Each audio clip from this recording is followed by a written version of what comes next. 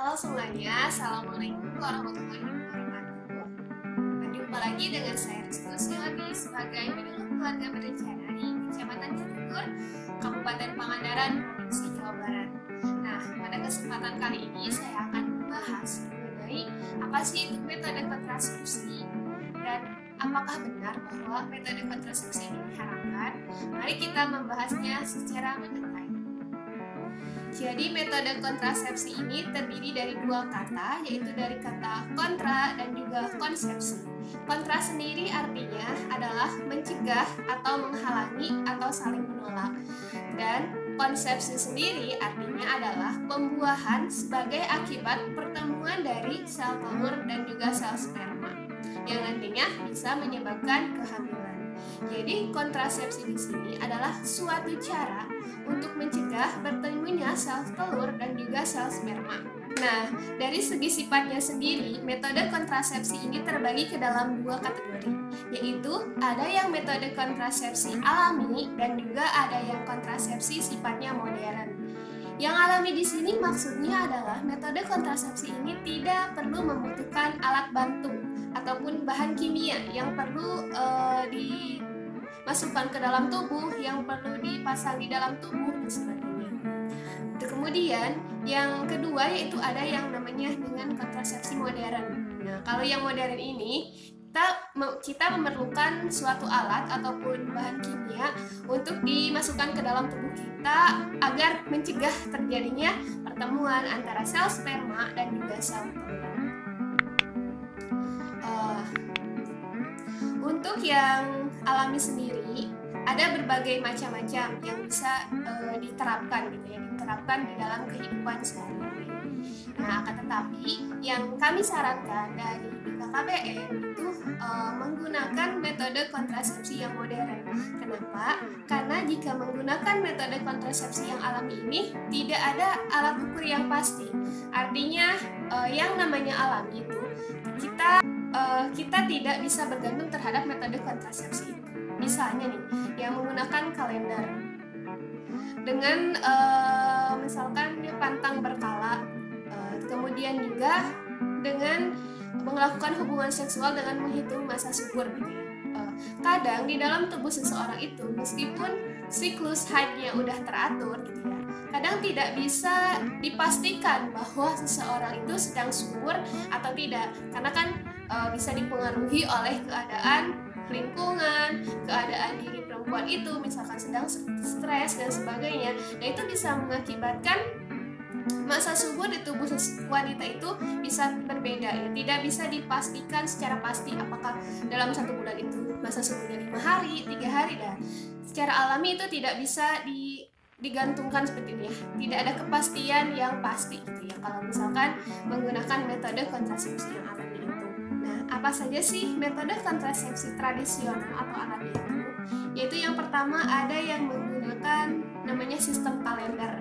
Nah, kalau sistem kalender itu sendiri ya teman-teman, jadi seorang perempuan menghitung masa suburnya, siklus haidnya. Jadi rata-rata normalnya itu sekitar 28 hari, tetapi tiap wanita itu memiliki siklus haid yang berbeda. Ada yang siklusnya pendek, ada yang juga siklusnya panjang.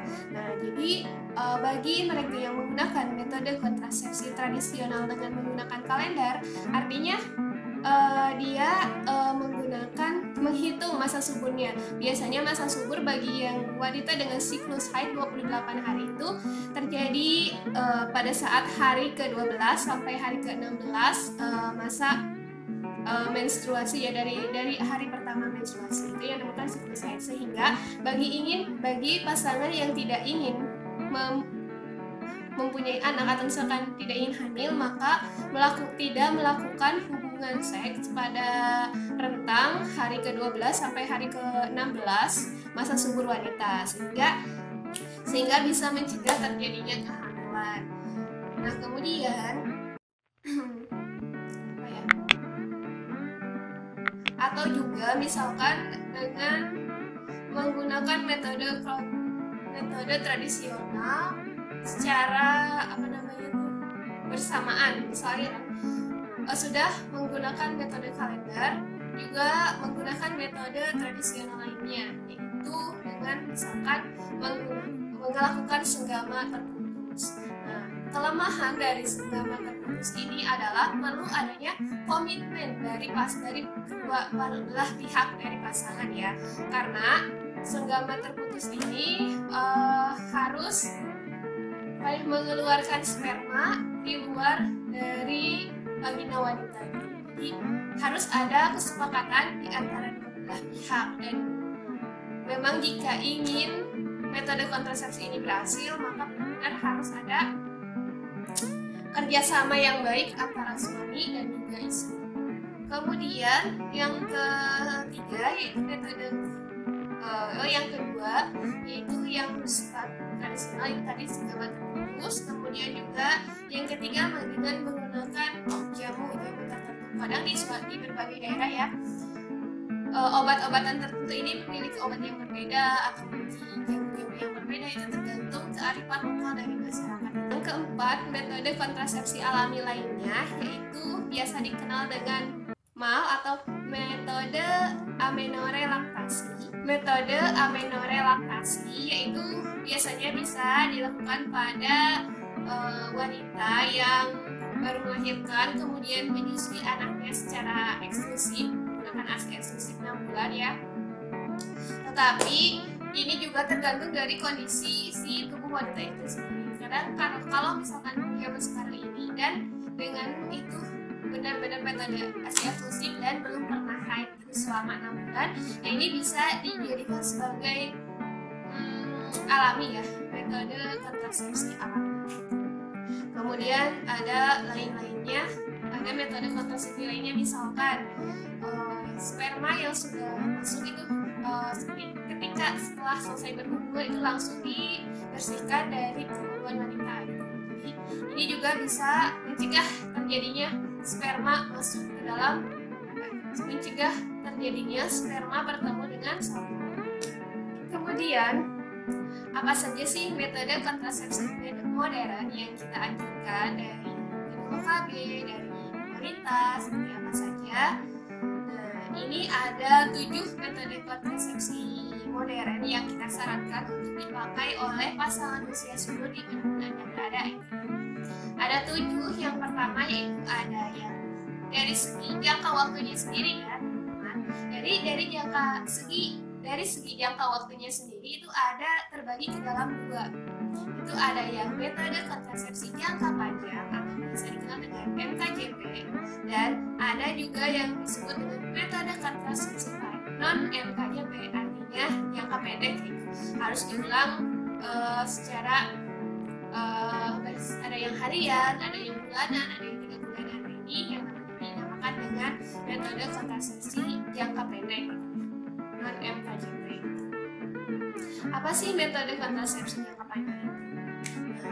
Jadi metode kontrasepsi jangka panjang ini artinya waktu menggunakan metode kontrasepsi atau alat itu bisa bertahun-tahun.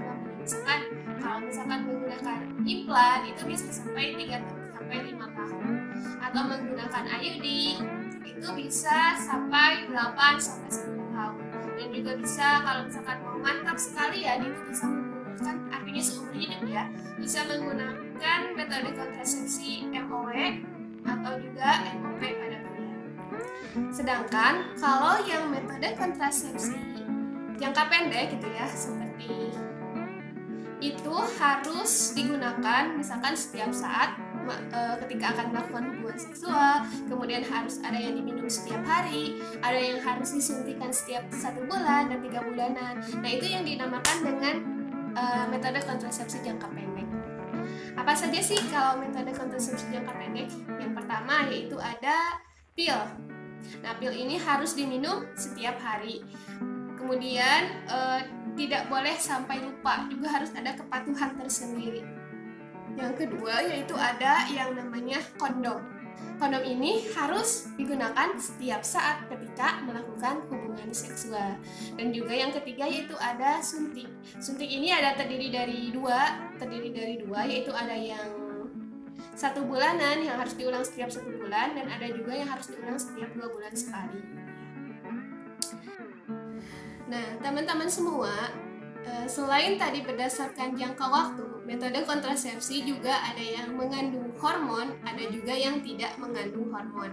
Nah, kalau yang mengandung hormon itu artinya dia memiliki zat kimia tersendiri gitu ya, yang akan menyebabkan perubahan pada tubuh kita, baik itu dari keadaan lapisan dinding rahim kita, kemudian dari lendir-lendir yang ada di dalam rahim. Nah, itu bisa menghambat pertemuan antara sel sperma dan juga sel telur gitu. Lalu apa saja sih metode kontrasepsi yang mengandung hormon? Nah, untuk yang mengandung hormon terdiri dari implan, kemudian juga suntik dan juga pil. Nah, ketiga metode kontrasepsi itu ketiganya mengandung hormon, sehingga jika menggunakan metode kontrasepsi ini itu akan mengakibatkan efek samping bagi tubuh. Misalnya ada yang mengalami pusing-pusing, kemudian juga mual, perubahan berat badan, dan kemudian ada yang mengakibatkan jerawat dan sebagainya. Itu diakibatkan karena adanya kandungan hormon dalam alat kontrasepsi tersebut. Selanjutnya, jika Anda tidak ingin mendapatkan efek samping dari metode kontrasepsi tersebut, maka sebaiknya pilihlah metode kontrasepsi yang tidak mengandung hormon. Apa saja sih metode kontrasepsi itu? Nah, seperti ada menggunakan IUD, kemudian jadi MOW, MOP, dan juga bisa menggunakan kondom. Jadi keempat metode kontrasepsi tersebut tidak mengandung hormon dan kemungkinan besar tidak akan mengakibatkan efek samping seperti berat badan bertambah, kemudian juga mual, pusing, kemudian bisa berjerawat. Nah, kemungkinan kecil mengalami efek samping tersebut. Kemudian juga metode kontrasepsi yang tidak mengandung hormon ini cocok digunakan bagi wanita atau misalkan pasangan usia subur yang memiliki riwayat darah tinggi. Nah, itulah teman-teman semuanya penjelasan mengenai metode kontrasepsi. Kemudian pembagiannya dari berdasarkan sifat dari metode kontrasepsi dan juga jangka waktu, kemudian juga ada yang mengandung hormon dan juga tidak. Nah, itulah tadi telah saya jelaskan, mudah-mudahan bisa dimengerti oleh teman-teman semua, dan mudah-mudahan bagi pasangan usia subur yang belum menggunakan metode kontrasepsi kemudian ingin menunda punya anak, maka sebaiknya menggunakan kontrasepsi modern agar memiliki kepastian atau misalkan alat ukur tersendiri gitu ya. Terima kasih atas perhatiannya. Wassalamualaikum warahmatullahi wabarakatuh. Sampai jumpa di penjelasan berikutnya. Ingat, salam KB, berencana itu keren. Rencanakan segalanya sebelum melangkah, hidup berencana.